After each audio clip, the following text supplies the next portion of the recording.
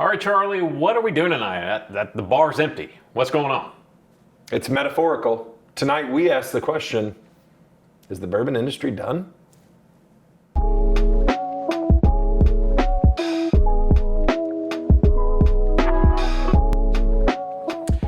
Okay, Charlie, so here we are, middle of January, dry January for some people.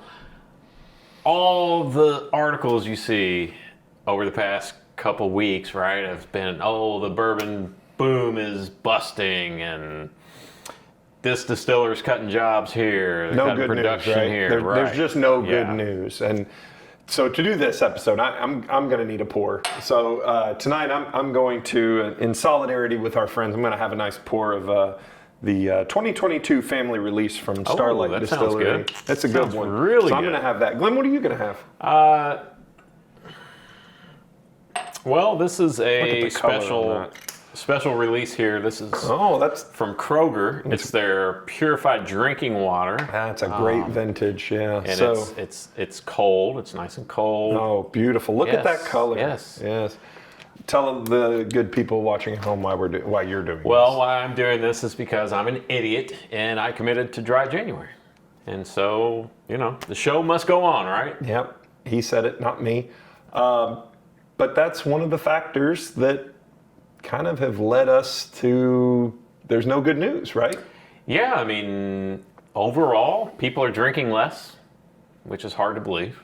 Especially in this economy. But that's what the people who should know are saying, right? So let's get into the news. And if you've been living under a rock and aren't aware, it's not been a very good start to 2025 for the bourbon industry. In the state of Kentucky, let's just talk about Kentucky right now. Bourbon is a $9 billion industry. It employs more than 7,000 people just in that industry, including thousands more in related industry, right, whether it's hospitality and restaurants and travel and all the other ancillary businesses that are either supported or required to support bourbon. The Kentucky Distillers Association reported that last month there is a record number of barrels in Kentucky, 14.3 million. Charlie, how many people live in Kentucky? Less than that. Yeah. Probably, I think less than 4 million. It may be 4 million now, somewhere between 3 and 4 million, I believe. This is that point in the episode where Glenn will post how many people, but it's less than 14 million. Now, the frightening part and how that all kind of ties in is since 2023, there have been 3.2 million barrels filled. So of that 14.3 million, over 20%'s been filled in the last year. So are we in the bourbon glut? Yeah, and it's funny because the past couple of years you've seen all these distilleries announcing these major expansions, and you and I have talked about it in private. Like, that's pretty. That's they must know something we don't, because it felt like we were in the boom of bourbon. You hope the forecasting models are correct. Yeah. And what we're starting to see now, and back to current events, is it's not going so great. Consumption's down, purchasing is down, and Brown-Forman, one of the big boys, is laying off 12% of its workforce. So the Louisville-based company is laying off 680 people worldwide, including more than 200 workers in Louisville with the closure of its cooperage there after more than 80 years in operation. So first of all, cheers to those folks that have lost their job, because that's not cool. Yes, cheers. And is this a sign of what's kind of coming down the pipeline? Honestly, I know all the headlines are doom and gloom, right? And I think we need to keep in mind that we're coming off COVID, where people were at home with nothing else to do. Yep. They could drink, they could day drink. Yep. They had extra discretionary income that they could spend. Weren't traveling. Right. Maybe they were on unemployment or were getting stimulus checks and had that extra income, and they were buying booze. Yeah, so I think, yes, the market is retracting. One of the articles that I read, someone said the bubble is not bursting, it's deflating, which I think is a good analogy. I kind of compare it to the real estate market. I'm in real estate. The real estate market is the worst it's been since the 90s. as far as the number of homes being sold, prices are still high. Absolutely. Prices are still high in the bourbon industry. We'll see what happens with prices. But the market goes through cycles, right? Right. When times like this, I know for me in the real estate business, it's more important for me now than ever to be able to communicate and show my value to my clients, right? Mm-hmm. Same thing with distillers. Same thing with all of these companies. Yes. And that's what you see in a down economy, right? Is the transition from I can't or don't want to afford that $60 or $80 or $100 bottle. I'm going to transition back or transition to those tried and true brands, the Jim Beams or the Jack Daniels or the Maker's Marks, the cheaper, readily available bottles that they're just grabbing. No more hunting, no more lotteries, no more paying secondary prices. They're just going to grab what they need. And you know, the statistics show that. Industry sales tracker IWSR reported that sales of U.S. whiskey, including bourbon, Tennessee, and rye, fell 1.2% in 2023. Now that's 2023. The first drop in more than 20 years. That's crazy. Yeah, and so according to Vinetour.com, Vinetour. The downward trend in 2024 has been primarily driven by the lower end products. The what they call it, the standard products. So 4% is, the standard is down 4%. The value, which is a little step below that, is down 8%, right? There's been 6% growth in super premium. Now, what's interesting to me is what they consider super premium, which is anything $30.50 or higher. And that's those are whiskey numbers. Those are American whiskey numbers. So yes. I have a theory on this, and we haven't really talked about this yet, that the reason that you're seeing the super premium kind of continue to tick up is because when people see them, there's still that I'm grabbing it, right? It's just that reflex. Yep, I'm not going to not buy that. But there's a lot of people that have a lot of bourbon and would never have to buy another bottle. I mean, I know I'm one of those people. Like, I haven't counted how many unopened bottles of bourbon that I have, but I can safely say that I would never have to buy another bottle ever again. I doubt that. It's very accusatory. It's very accusatory. But I think something else to keep in mind is when we think about the bourbon and whiskey market, we think about people like us, right? I know where you're going with this. That makes up a very small percentage, a growing percentage, but a very small percent of the market. You know, Jim Beam and Jack Daniels are still the number one selling whiskeys in the world. So those are the numbers that's really going to affect the overall numbers, right? Yes, but we can't talk about an artificial economy created by COVID that created enthusiasts like us and just be like, well, they're just enthusiasts. They represent a smaller segment of the market.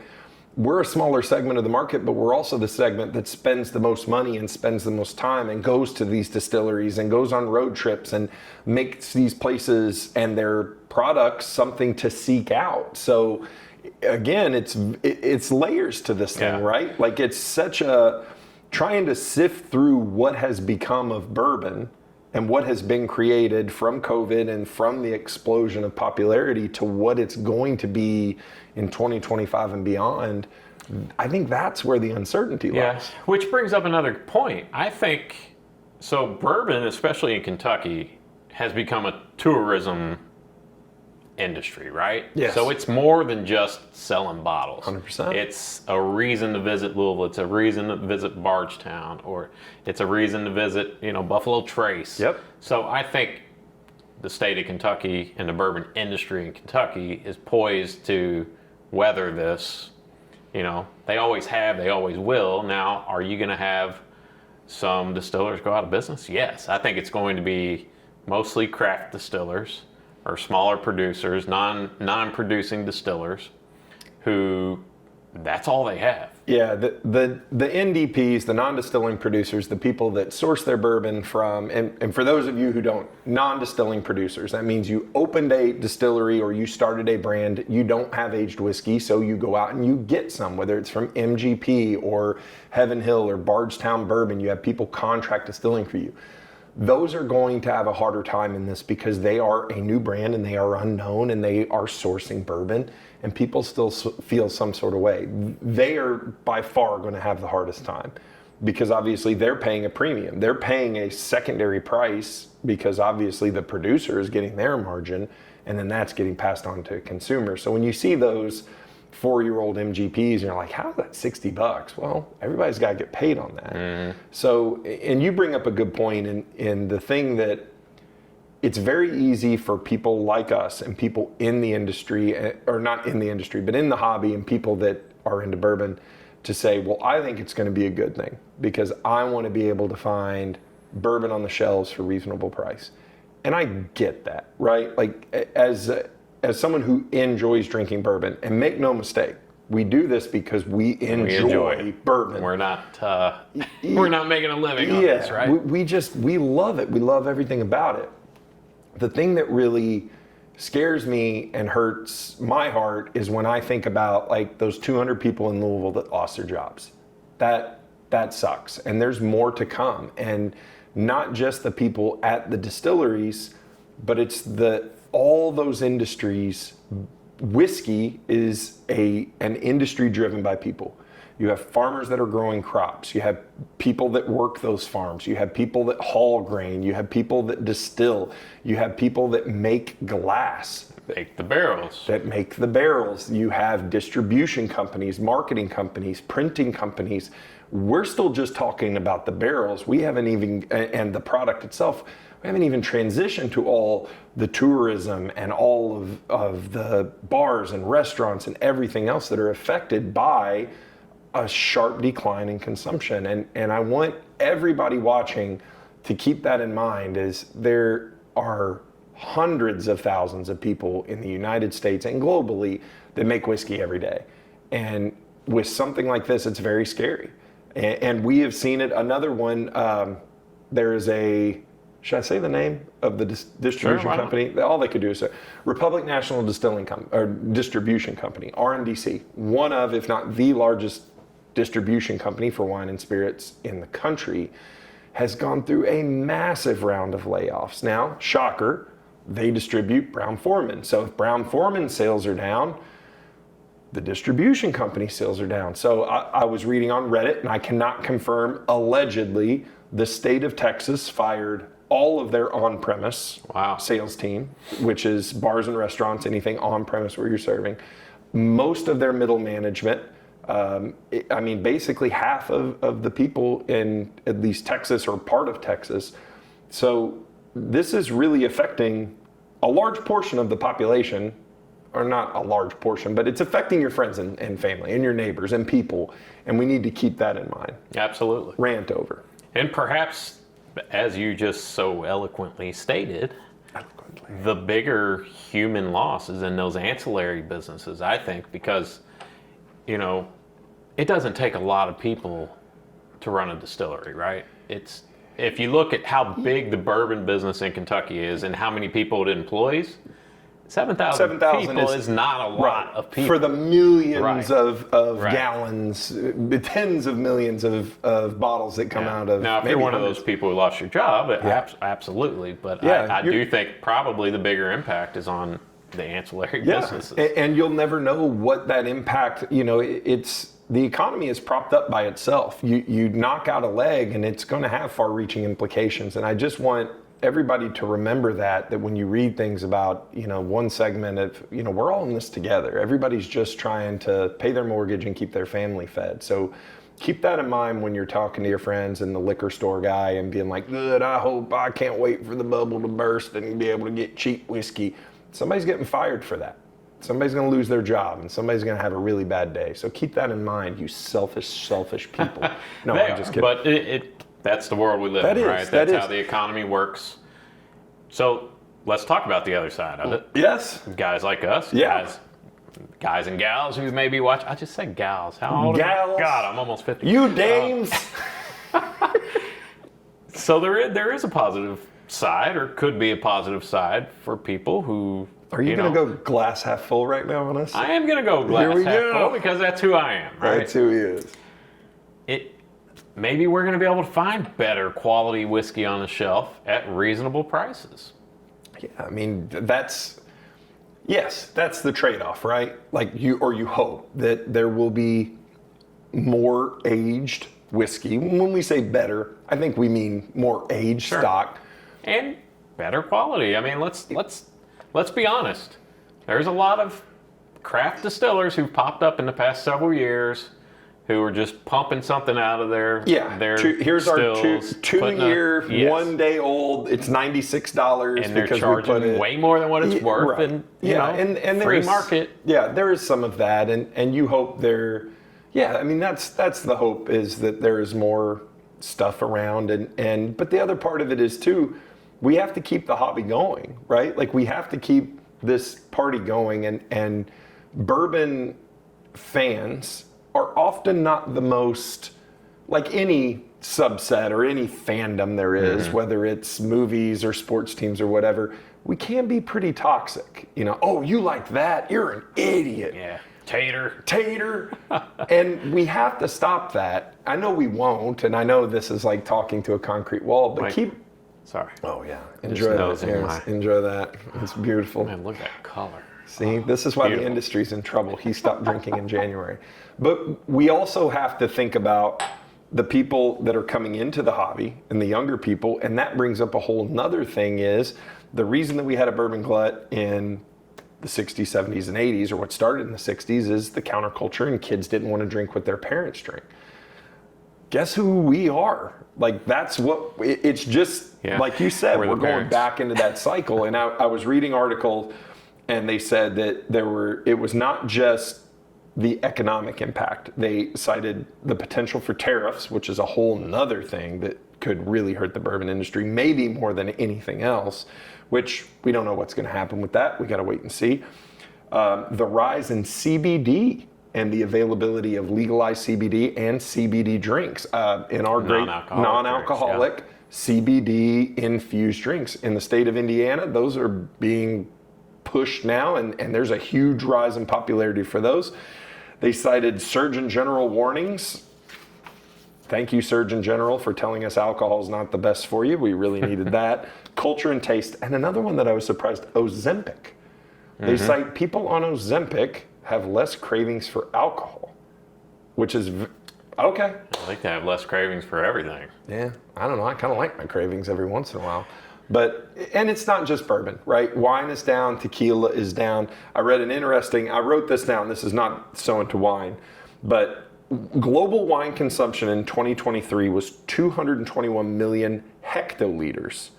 It was down from 247 million hectoliters. And you're like, Charlie, what are you talking about? From 2017 to 2023, 3.5 billion bottles of wine. That's the decrease from 2017 to 2023. 3.5 billion fewer bottles of wine. So it's not just bourbon.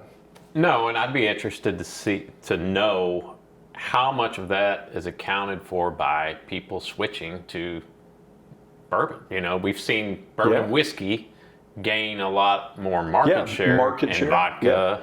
Vodka's still number one, right?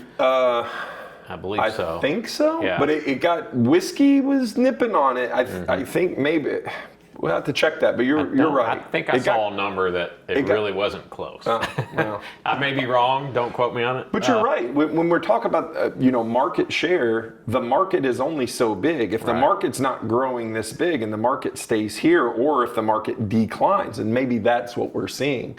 So look at this. We turned into so into economics. Well, and back to a point I was making about the bourbon industry in Kentucky, I'm sure Napa Valley is not hurting at all right now because they still have that tourism aspect now, as long as they're not on fire. But they're not. But can I tell you, in doing my research for this one, thank you, our friend at Midwest. Go ahead and pour another one, Charlie. You can top top off your water if you need to. Thank you to our friends in Middle West Spirits in Ohio. I think I'm good on my water. You mentioned wine and what this means. And yes, people will still go to Napa for that experience. But I read an article that instead of trimming and maintaining vineyards and acreages of wine growth, they are ripping it out because there is no demand for it. They said we got to take it. We're just cutting it out. We'll start it over at some other point. Okay. And I believe this article was it was like July or August of 2023. They said that they have cleared, X amount of acres, and they said an additional 50,000 acres in Napa is what is really needed to clear because there is no demand for it. Wow. That's crazy. So what we're looking at is not necessarily just a decrease in bourbon and whiskey. It's a general decrease across the board of consumption. People are wanting to get healthy, I guess. Loser.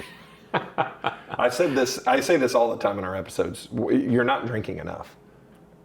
For all of us. But here I am. No comment on that. Here I am trying to fight the good fight to keep the economy propped up. I don't know. I do think, yes, it's a serious thing, especially for people who work in the industry, in the ancillary industries. But bourbon's not going anywhere. Whiskey's not going anywhere. It's going to change, though. It's been here for thousands of years. It's gonna stay. Yeah. Yeah. Yes. Maybe thousands. Okay. Maybe beer goes back. Beer goes back that. But it's going to change, and we all know that. So here's my challenge to you viewers, is keep fighting the good fight. Keep being positive in the hobby. Support your local distilleries because they need it more than the big guys. And no disrespect to those at Brown-Forman that lost their jobs, but those little guys are hurting a lot more than the big guys are. So keep it up. Absolutely. And if you have a craft distiller locally to you, maybe now's the time to make sure if you don't want to see them go away, maybe now's the time to especially make sure you're supporting them. I'll give you a great example, especially if they have like a restaurant or any sort of other ancillary. Go up there, take the wife and kids, or take some buddies. Just go have a cocktail in their bar, or get some food. That means a lot to the people there, and you're always going to have a great experience at a craft distillery. And if there's a craft distillery near you that we haven't done an episode on, comment in the comments. We'd love to check them out. Yeah, the big boys are going to be fine. Jack Daniel's going to be fine. They're going to be okay. Jim Beam's going to be fine. Yeah. Now, some of their employees may not. Right. And don't lose sight of that. Yes. There are people associated with this decline, but there's very little we as consumers can do, except for Bye.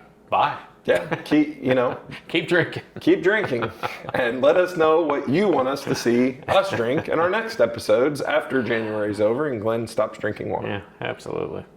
Anything Do we have else? anything else on this subject, Charlie? So I'm gonna finish this up on a positive. Okay, positive it up. I think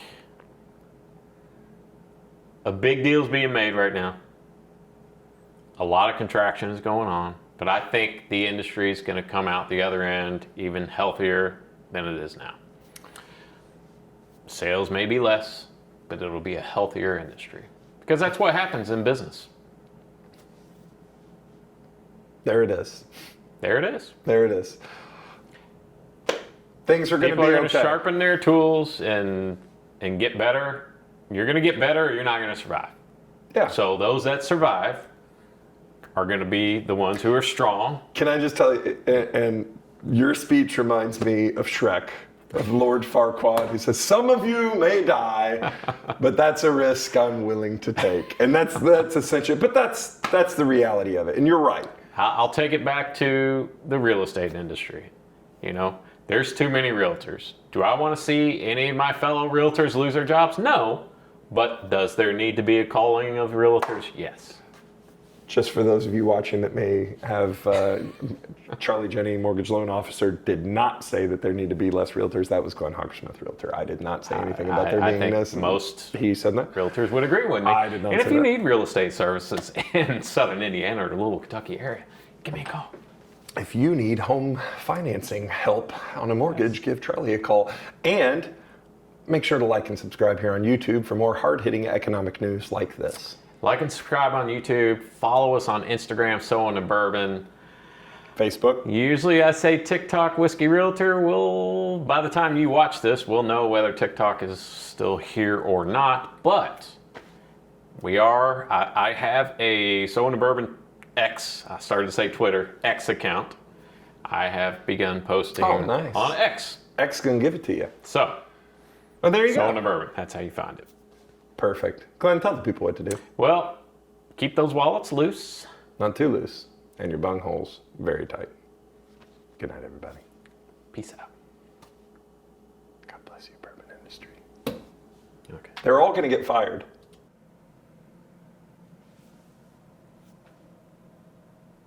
Are you done? I need a drink to do this. Dude, I'm telling you. Microphone check 1, 2. Testing, testing. Good evening, and welcome to a very special episode of So Into Bourbon.